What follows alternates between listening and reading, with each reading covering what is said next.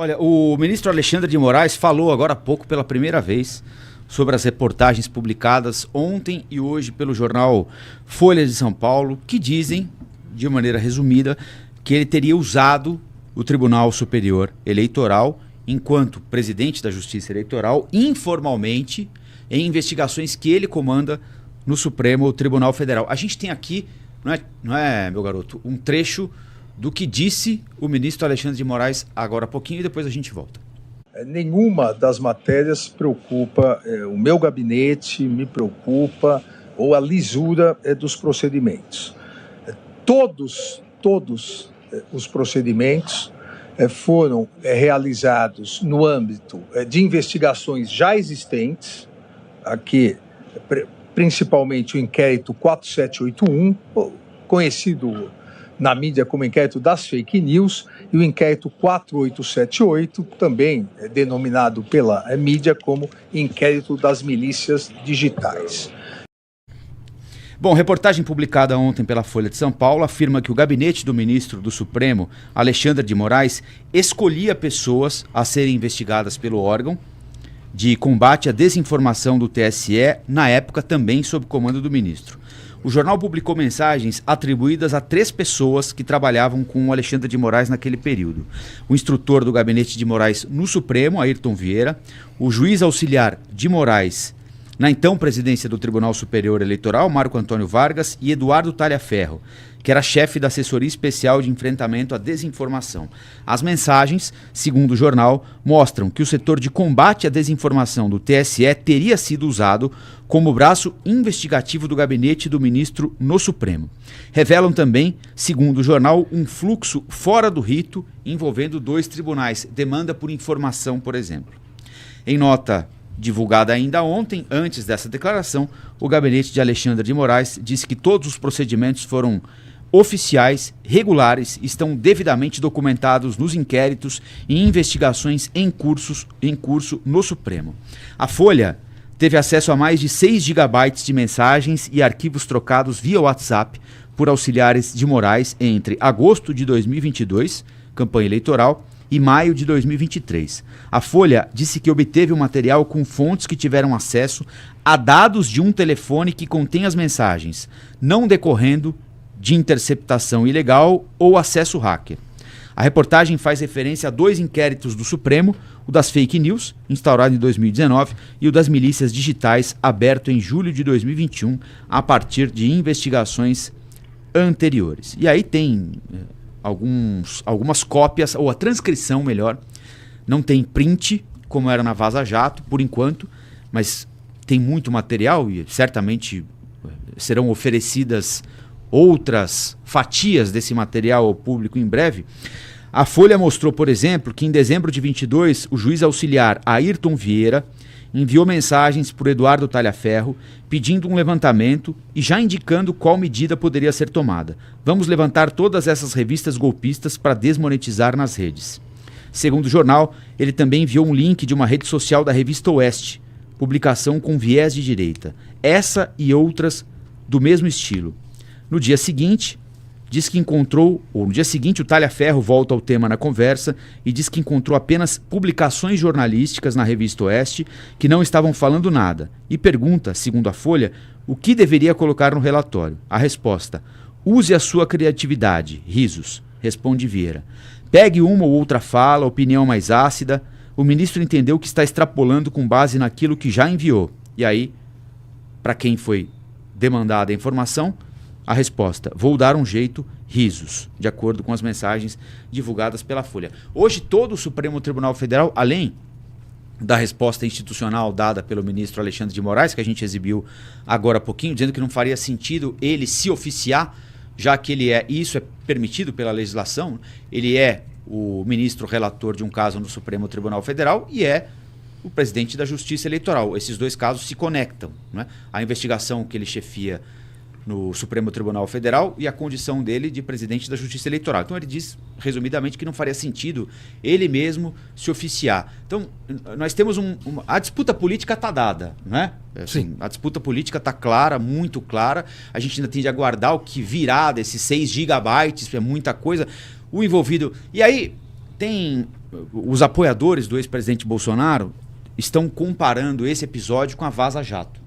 Dizendo o seguinte, olha, nós temos também dados obtidos, né, de uma maneira que nós saberemos no futuro qual foi exatamente, mas a partir de um celular, como aconteceu na Vaza Jato, e nós obtivemos dados que mostram que havia um conluio ou que havia um esquema, que havia uma partidarização da justiça para pegar um determinado indivíduo ou para atingir um determinado segmento da política. Então os bolsonaristas estão dizendo, se anularam tudo para o Lula lá atrás, tem de anular tudo para o Bolsonaro agora, porque o Alexandre de Moraes não foi imparcial, ele foi parcial. Os ministros do Supremo e políticos que faziam oposição ao Bolsonaro dão o seguinte argumento, olha, não faz sentido essa comparação, porque na Vaza Jato você tinha o árbitro combinando com uma das partes.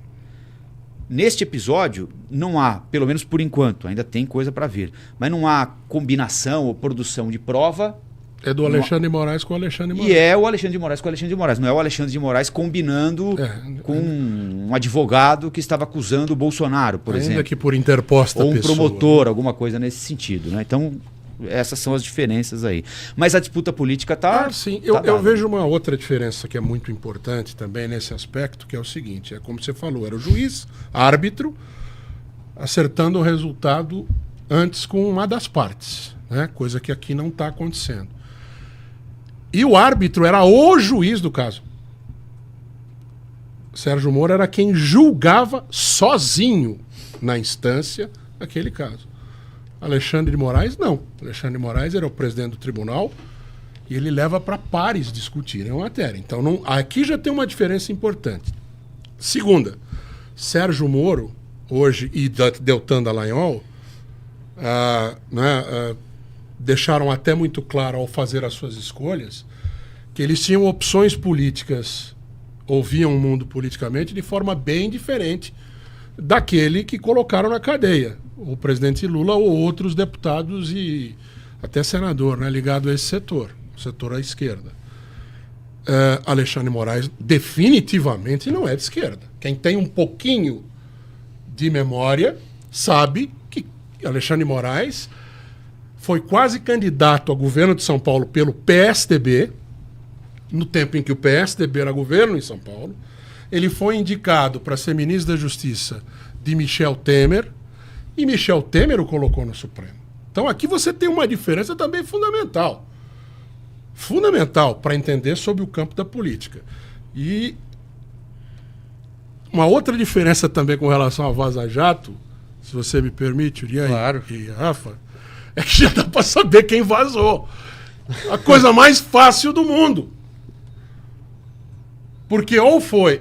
Eu até marquei aqui. Essa pessoa que você citou, o Eduardo Talhaferro. Talhaferro. Ele era...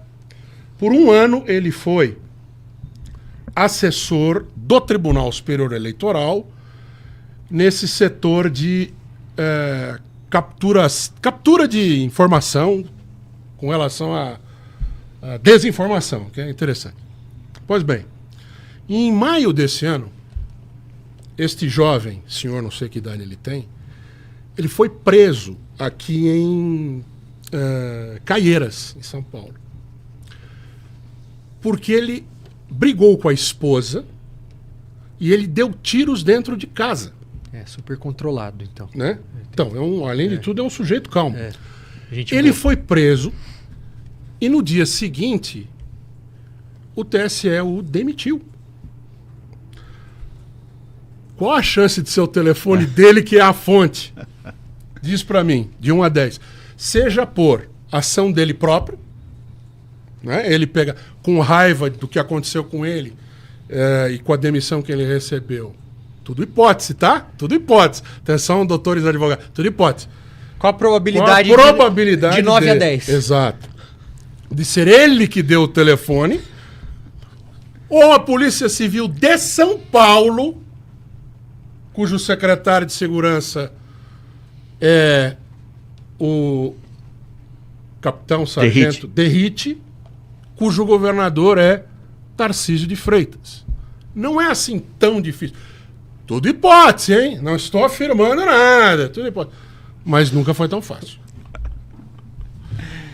É isso, né, William? Legitima, né? Legitima, em parte, aquele discurso de perseguição. E tem uma outra semelhança da também, que é o produtor da matéria, né? Que é o Glenn Greenwald, jornalista.